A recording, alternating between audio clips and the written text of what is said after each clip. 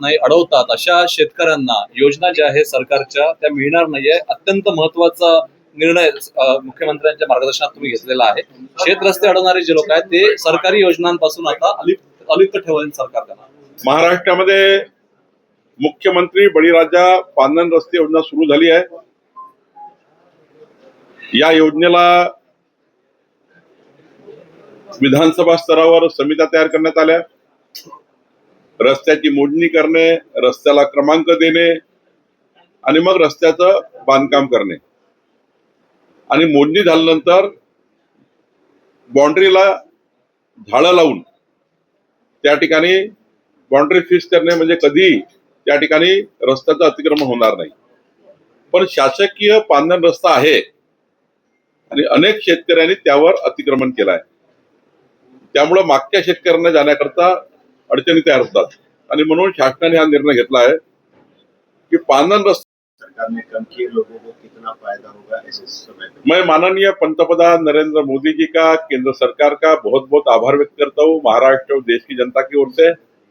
एक बहुत ही अहम फैसला, अच्छा फैसला जनता के लिए, गरीब व्यक्ति के लिए, मध्यम वर्गीय व्यक्ति के लिए किया गया और इस फैसले से जो युद्धजनक परिस्थिति है, जो थोड़े महंगाई बढ़ रही थी, महंगाई आने वाली थी, आने जा रही थी, ऐसे में माननीय प्रधानमंत्री जी ने यह निर्णय किया है। मैं उनका बहुत बहुत आभार व्यक्त करता हूँ। जो निर्णय की जरूरत समाज को थी, जनता को थी, मध्यम वर्गीय व्यक्ति को थी, वो निर्णय केंद्र सरकार ने किया है। ममता बनर्जी ने बीजेपी के साथ लड़ाई को कौरव पांडव की लड़ाई कहा है और बताया गया कि अगर ममता बनर्जी ठहरा है कौरव कौन है पांडव कौन है। हमारे 5 पांडव वहां जाके चुनाव जीतने के लिए काफी है।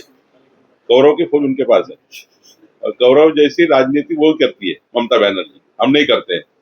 हमारे प्रधानमंत्री मोदी जी जो सच्चाई की, ईमानदारी की और पारदर्शी बात करके चुनाव लड़ना चाहते हैं, ममता बनर्जी कौरव जैसी बूथ कैप्चरिंग करके चुनाव लड़ना चाहती है। और उन्होंने कुछ राज्यों में आशंका जताई है, लॉकडाउन की आशंका जताई है। राष्ट्रपति शासन अगर लगता है तो जनता उनके साथ ही, उन्होंने ऐसा कहा कि जनता बंगाल की चुनाव में देखेंगे किसके साथ कौन है। पूरे देश ने निर्णय लिया है कि प्रधानमंत्री मोदी जी के साथ खड़ा रहना है। कुछ राज्यों में आपके लोग गए हैं, चुनाव है, कहाँ तैयारी है? महाराष्ट्र से केरल और कई जगह पश्चिम बंगाल कार्यकर्ता जाएंगे, आप भी कहीं जाएंगे? महाराष्ट्र के मुख्यमंत्री भी जाने वाले थे, उनका दौरा कैंसिल। हमारे सारे विधायक केरल में हैं, पश्चिम बंगाल में जाएंगे, हम सब लोग जाएंगे, आप भी चलिए। और हम केरल का भी चुनाव जीतेंगे, पश्चिम बंगाल भी जीतेंगे।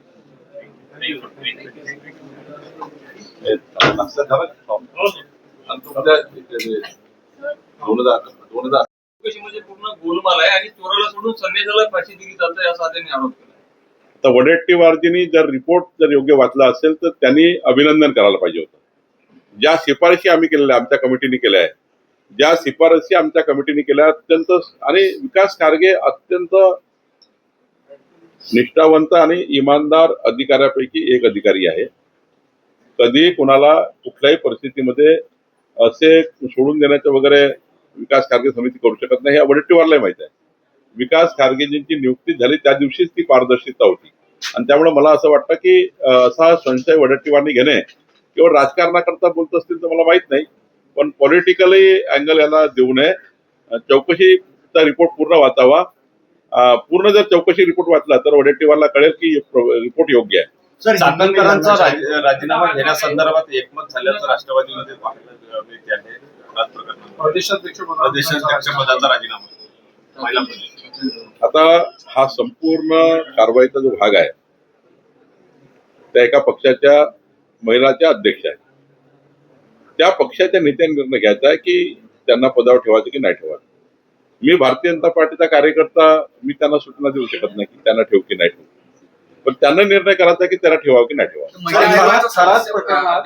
राजीनामा दिल्यानंतर आपण भाजपकडे राहणार की राष्ट्रवादी? नाही, असं आहे की शेवटी माननीय जेव्हा अजितदादा होते तेव्हा त्यांनी काही गोष्टी सरकारमध्ये बसून केलेल्या होत्या, त्या आता फार काही बदलण्याचा विचार मुख्यमंत्री करत नाही किंवा आम्ही करत नाही। त्यामुळे साधारण सर्वजण बसून, एकनाथजी, देवेंद्रजी, सुनीताताई बसून त्याच्या योग्य निर्णय करतील। खरात प्रकरणामध्ये पोलीस चौकशी चालू आहे, मात्र महसूल मंत्री म्हणून तुमच्या विभागाशी संबंधित काही त्यांनी गैरव्यवहार केलेला आहे का? कुठले अधिकारी होते का याची? आमच्या 1-2 अधिकाऱ्याचे नाव आले आहेत जे अधिकारी त्यांच्याशी संपर्कात आहे किंवा होते असं एका ट्विटमध्ये आम्हाला कळलं आहे. त्याची चौकशी आम्ही चालू केली आहे. पुढच्या आठवड्यात आपल्याला कळेल की तो अधिकारी कोण, त्याच्यावर काय कारवाई वगैरे. पुढच्या आठवड्यामध्ये शेवटी एखाद्याने ट्विट केलाय, त्या ट्विटवर काही माहिती आम्हाला आली आहे. एक महसुली डेप्टी कलेक्टरची माहिती आम्हाला आली आहे. हा, तर अशा काही माहिती आम्हाला येत आहे, त्याच्यावर आम्ही लक्ष ठेवून आहे.